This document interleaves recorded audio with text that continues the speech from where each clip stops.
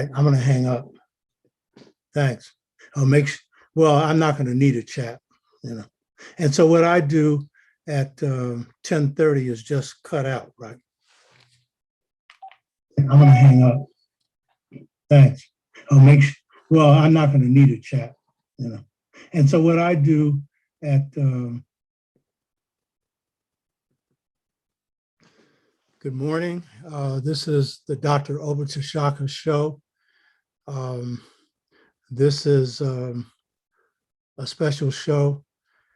This one is going to be speaking to the launch of my book, Return to the African Mother Principle of Male and Female Equality, that was published in 1995. So this is some historic footage of a speech that I gave in Memphis, Tennessee in 1995 on this book. So I'm doing a little introduction to this so that you'll get some background on the presentation. And so this is, for me, very important. Up to this time, the most important intellectual work that I've done is on the book, Return to the African Mother Principle of Male and Female Equality. It's the most important work both on my activist side and my organizing side because it culminates in providing some real answers for the basis for just societies and the basis for really creating loving male-female relationships among Black males and females or African males and females, and for males and females in general. And my quest is, as it has been for a long line of African people and other people in the world, has been for one, understanding what's the basis for just societies, and then what kind of contribution can I make and then our people make to laying the groundwork for that. We've been struggling for that for many years, not just here, but around the world. So Return to the African Mother Principle of Male and Female Equality, as I pointed out before, came after a lot of internal struggle,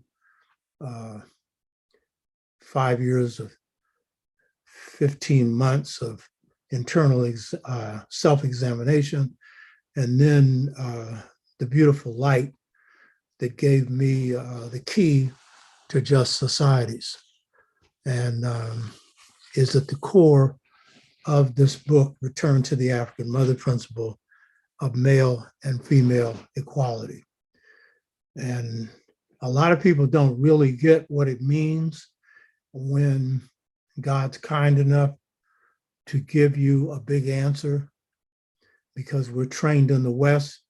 And so we're trained just to think logically, which is important, and to rely on just empirical evidence, which is also important, because anything that represents a breakthrough in any area of life and science, or any area, history, whatever, culture, it will always bring light to the truth. It will give a holistic picture of the truth, and therefore facts will fall in line. And so, you know, I'm into facts and information, but facts alone don't give you the truth.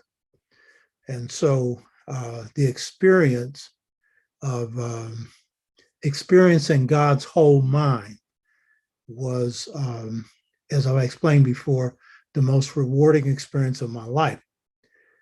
This family model for just societies is a major breakthrough. And it comes through me, comes from God. I did my homework, and fortunately, I guess, the internal homework of self-cultivation, and then a lot of battles and fights and so forth. And I guess God figured, well, it's time to share this with someone. So it's been the most rewarding experience of my life. So this presentation, this speech that's delivered at Greater Romani Church in 1995 is the time in which the Mother Principle had just been published. And so this is, of all the speeches I've given to introduce the Mother Principle, this is my favorite one. And the church that I presented before is a very good church, and I'll talk about them in a minute. So this ties into the previous series we've had on the Twa, Mothers and Fathers of Civilization, part 1, and then part 2, the Twa, Mothers and Fathers and Founders of Pre-Dynastic Kemet, and then part 3, the religious or spirit foundation of pre-dynastic and dynastic Kemet, Egypt, but also the religious or spirit foundation of African civilization in general, and much of the world of color. And this all has a tie back, is founded on the Twa, who in Kemet are Anu. These are Twa who practice agriculture, and serves as the foundation along with spirit, which I've just referred to, this basis of just societies, which in the last show we focused on the power of the African woman and how African women were central in terms of bringing into being agriculture as gatherers in the hunter-gatherer stage. And they were key in ancient Kemet as being the basis of the economy, which was agrarian and agricultural. So I went into the roles they played and everything else. They were also key, along with the males, in the way in which Kemet was governed. And so the whole way in which you had the male-female interplay at the pharaonic level of the sister, the wife, who was the source of royal power, and the pharaoh. And so that interplay.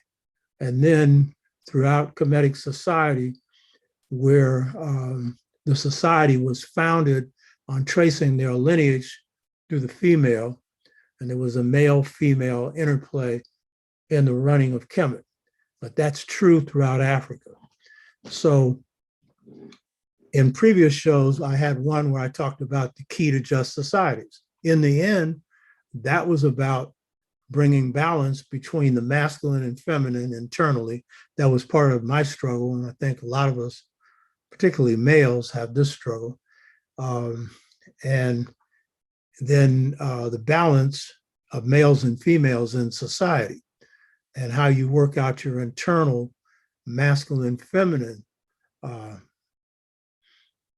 synthesis, because it's not really balanced internally. There has to be sexual definition.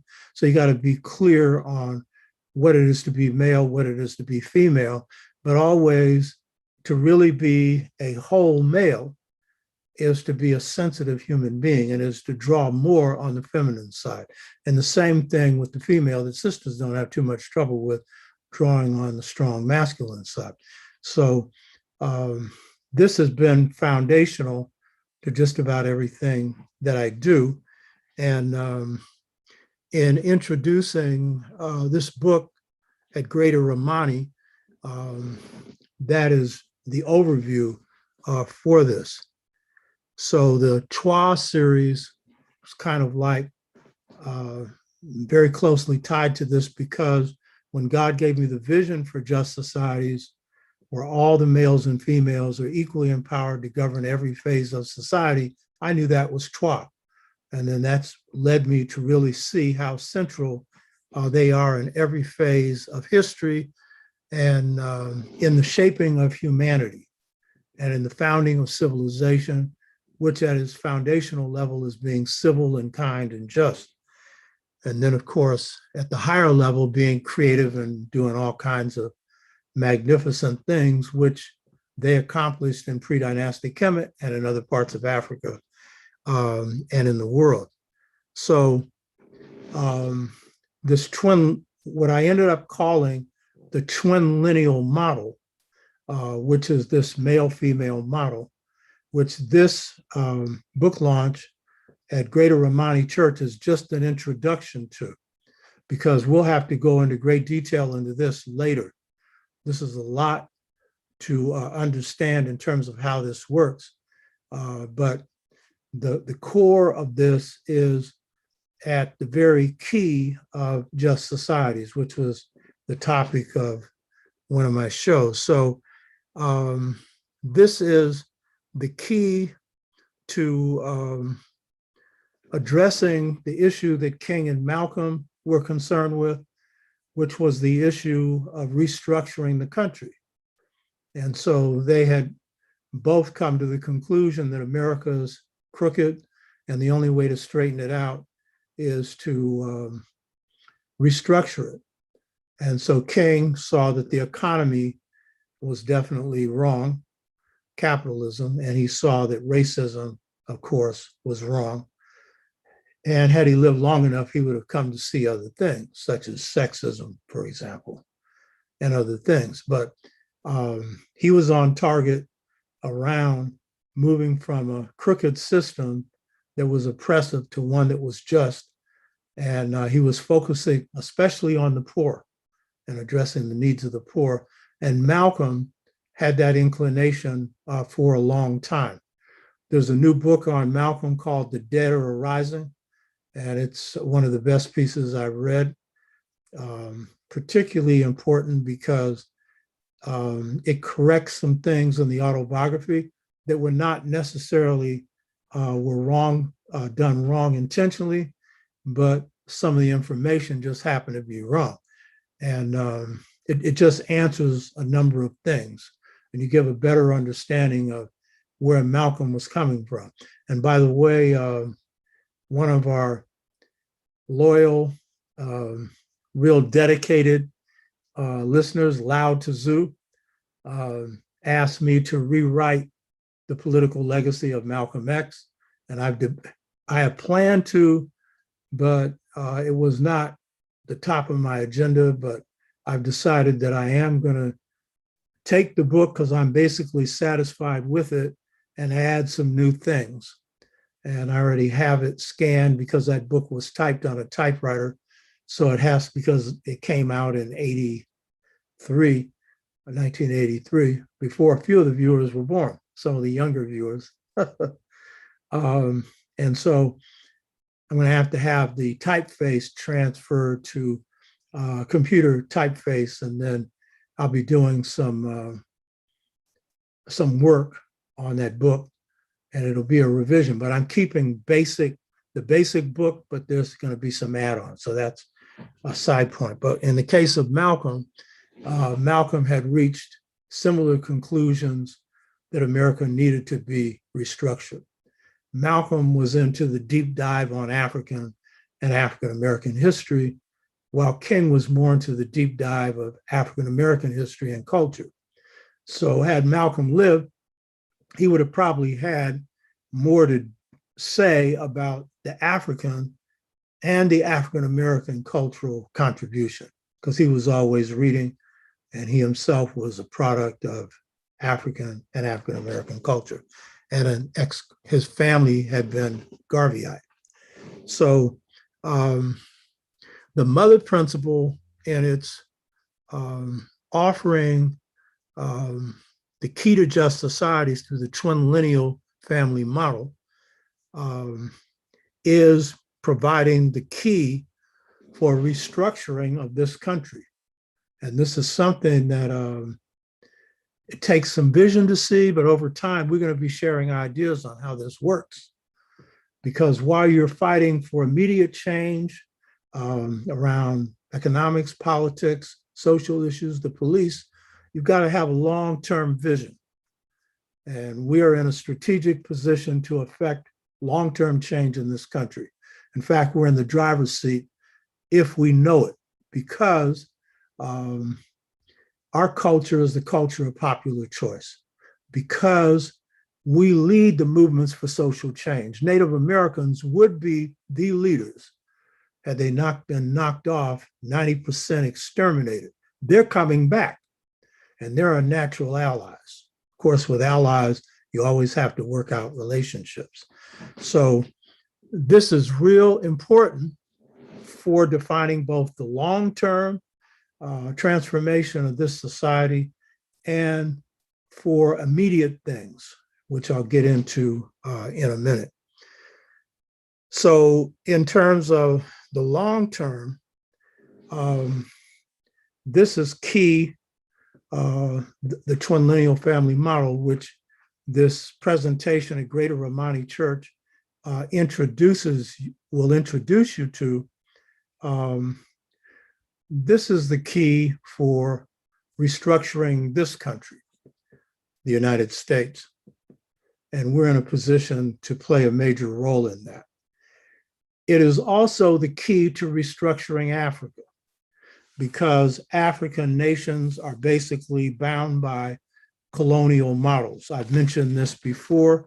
We haven't gone into it in the detail that we will at another time, but Africa inherited the European nation state, and that is basically a system that continues oppression. So Africa's in need of drawing from the best of its past to restructure a system that's just. And by the way, as long as Africa does not do this restructuring, African women will be to the side, because in the governance systems of ancient and traditional Africa, these are the systems before colonialism and slavery, African women were an integral part of the government. But what happens with the European system, they're outside of it, because in Europe, women were not empowered. But when you apply that model to a colonial situation, women are just eating the dust, literally, yet they're carrying the load. They're doing most of the work that produces the food that's still the basis of the African economy, and yet have no decision making influence. And it's true for the men too. And so, you know, the rule for African people is, if you weaken the woman, if the woman is put down into a weak position, then the man is in bad shape. You hear me? With Europeans, it doesn't work that way. Their men have been able to rise and achieve power in the world. Their women were oppressed, but they also shared in power to some extent, inheriting some wealth, and shared in doing some of the oppressing. But they were also oppressed under patriarchy, you know? But when Africans inherit this, and that includes African Americans, then what you find is, if the women are really put down, then the men have no chance. So the key thing is, empower the woman. You literally, like the old saying, teach a woman, you teach a nation. Empower women, you're also empowering families. You're empowering men as well. Notice Black Lives Matter. A lot of sisters and brothers, but a lot of sisters playing a leading role for what? In most cases, standing up for brothers who are being murdered. You know what I mean? So that's the nature of your sisters. They love you. It's the nature of most brothers. Contrary to what sisters think, 87% of brothers who marry sisters, and who are in these long-term relationships, because you got all kinds of stuff now that's called family.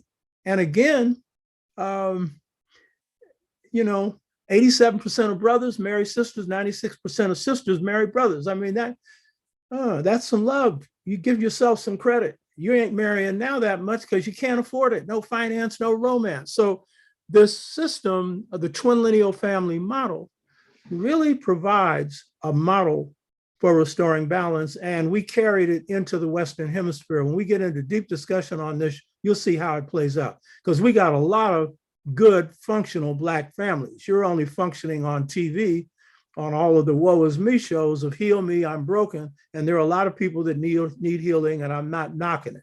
I'm simply saying we ain't all broken. And guess what? All Black families ain't broken either.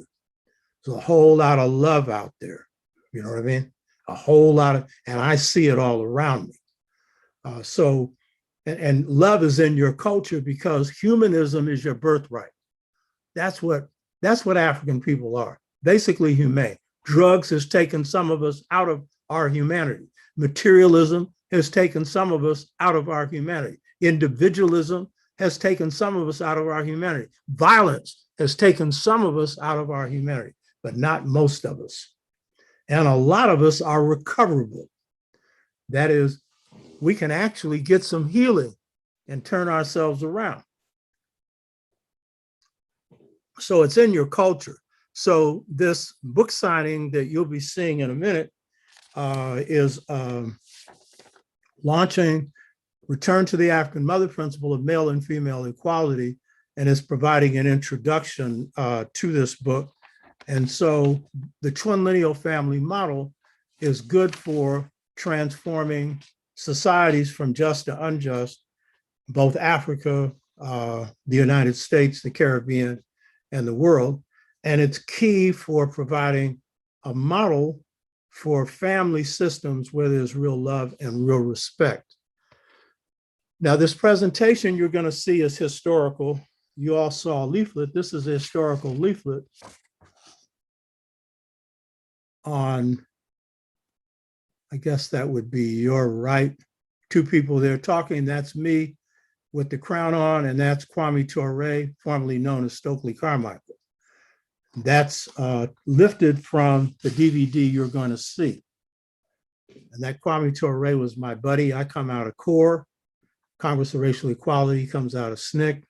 We knew each other for a long time. When I'd have him out to speak, I put my Simbas, which is lions. I have a group called Pan-African People's Organization. They're trained in martial arts, and we had him secure all the time. He didn't like it because Kwame had his little girlfriends and stuff, and he wanted to be around with them. He said, we're not policing you, we're just protecting you. Ain't nothing happening to you while you're under our care. But he was my buddy, and we had a lot of stuff to share, and I'll make a few more comments on him. This speech was delivered that you're going to see at Greater Romani Church.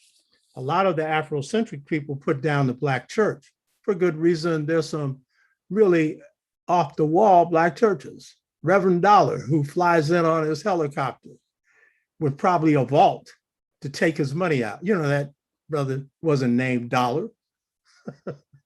You know what I mean? And, you know, you got the mega churches that are into dollarism, but you also have the conscious churches. And some of them are big. And Greater Romani is one of the big ones, and I'll give you the background on them in a minute. But this speech was delivered on the book launching for the Mother Principle of Greater Romani in Memphis, Tennessee, which, by the way, you know, you learn Memphis is an Egyptian name. When Kemet is unified, then this was a city that was raised up through the first pharaoh, who was a hydraulic engineer. So he raised up this city called Memphis. But I'm in the Memphis of the blues. You hear me? And the minister of the church is Reverend Bill Atkins, who was a former historian, radio announcer, and businessman, and didn't take a dime for his work in his church. And I'll talk a minute about that. So it's important to understand what was going on in 1995. 1995, we were in the midst of an African-centered cultural renaissance. In 1990, my book, The Art of Leadership, had come out. And so I hired a brother from in the South to drive me across the South on a book tour, and we would stop in different cities. So we were in Louisiana. Baton Rouge was where he was based. And we went into Texas. We went into Memphis. We went into other areas of the South, Kansas, and other areas. And it was during that time that you saw, this was 1990, I was at a bookstore in Dallas, Texas, a sister named Emma Rogers, who had the largest bookstore in the South. And she said, there's an Afrocentric cultural renaissance going on. That was 1990. That summer, I addressed the National Black United Front Convention. I was national vice chair of, and that was the topic of my speech. And so 1995, we were in the midst of study groups. We were in the midst of a war around getting curriculum in the public schools. I was leading this for the National Black United Front, and we succeeded in doing that. Our chapter in Portland, Oregon, had launched a boycott of the schools in 1980. They gave birth to this 85% effective school boycott that ended up bringing in Dr. Asa Hilliard to shape what was called the African American Baseline Essays that became summary curriculum of all areas of the public schools: science, math, history, culture, every area you could think of around a Kemetic or Egyptian framework. Dr. Asa Hilliard headed that. John Henry Clark headed the history component. And so inside the National Black United Front, I was leading a movement to get this put in the public schools. Our biggest success was in Kansas City, Missouri, with the Kansas City Black United Front. It was our best chapter, and they ended up taking over 2 major public schools for nearly 12 years and pushing the achievement level to the highest in the state of Kansas, Missouri. And there also is a brother, Leon Dixon, who headed up the W.B. Du Bois Learning Center, which is the best after-school program in the world. Over 300 or 400 kids going to school after school on Saturdays, being taught by Black professionals in reading, writing, math, history, culture, and science. And all of this free. They got no funding for this, and they're still running this. So this presentation in 1995 is in the midst of this. 1995 is also the time of the Million Man March.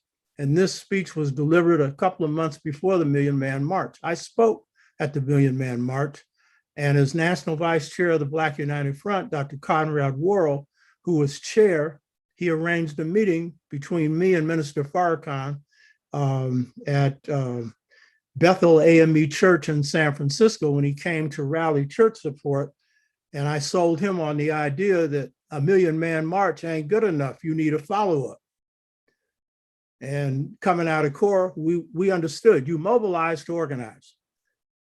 And so he bought into it. Unfortunately, the nation did not know how to maintain alliances and coalitions. And if you watch the speech that I give that's on my site, Million Man March, that's the essence of that speech. And it's unfortunate that that follow-up didn't take place, but this is the era of that. So I'm speaking at Greater Romani Church. I had done this book tour that I mentioned in 1990. One of the places I went was Memphis, Tennessee. And the person that I came in contact was the Reverend who's in charge of Greater Romani Church, Reverend Atkins. He had 500 members. It was a brand new church.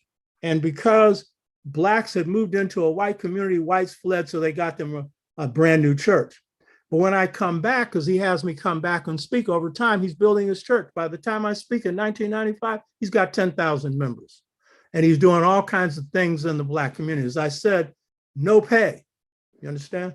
And I didn't charge him when I came in to speak, and sold every single book that I brought because he assembled the nationalist community. So when you look at that audience, these are conscious Black people in Memphis, Tennessee. And because he's a conscious minister, he had their respect. They showed up, 250, 300 people. In the audience is Kwame Ture. And as I mentioned before, my buddy, formerly known as Stokely Carmichael. The person on the side there, I'm standing there, the Black outfit, and he's sitting down. The person that uttered Black Power, the spokesperson for Black Power. And so he honored me. He was there the next night to speak at a university. He came by to hear me speak. That's the last time I saw him until he was on the verge of dying. And we were at Danny Glover's wife's art gallery in San Francisco and to say goodbye. But I led the Black nationalist wing in CORE. He led the Black Power, Black nationalist wing within SNCC. And he was one beautiful brother. So the historical footage there is very important. And I asked my man, Cinnabar, who's my computer man, I said, go into that film and pull out a shot there. I want that picture. You know what I mean? So Kwame Ture, revolutionary. Me, a revolutionary. The movement didn't produce too many, but he's one of the best. One of the best. His motto was, ready for the revolution. And this is the last book that he wrote along with this brother, Michael Thelwell. That's Kwame Ture. That was his motto, ready for the revolution, head of the All African People's Revolutionary Party. So that's the background for this. And so check this DVD out. Of all the things that I've done in terms of just introducing the mother principle, this is my best one. And this DVD is supposed to be coming on now. So I'm not going to be back on after this. Watch this. And then what you do is put on the comment page, put on your comments. The other thing is, note that this DVD will be up for sale on our Gumroad site, and pick it up. Note, you need to subscribe. I know I have some very dedicated followers. We need to increase our base because I'm doing this to reach as large a sector of our people as possible, especially young people, but anyone who's conscious, Blacks first, but everybody else as well. I'm revolutionary. I'm out to do change. And when I upset people, I'm not looking to upset people, but that's what revolutionaries do. So some people might have trouble with some of that twa stuff, though I see most people loved it. So all I want to say is sit back and check this out. And I just want to say, Greater Romani, this is a Baptist church. It was before it became non-denominational. Imani means faith in Swahili. It's a Black church. They were picked up on this motion in the ocean called Afrocentrism. But this preacher, Reverend Bill Atkins, real conscious brother. And there are a number of them around the country like that, contrary to what you think. You know what I mean? All big churches ain't out to just make money. And in his case, it wasn't going in his pocket. So that's it. You check out this DVD, and then I'll be back with you next week. And I appreciate people coming on such short notice. There were reasons for that. You know how that works, with Black folks. So Hotep.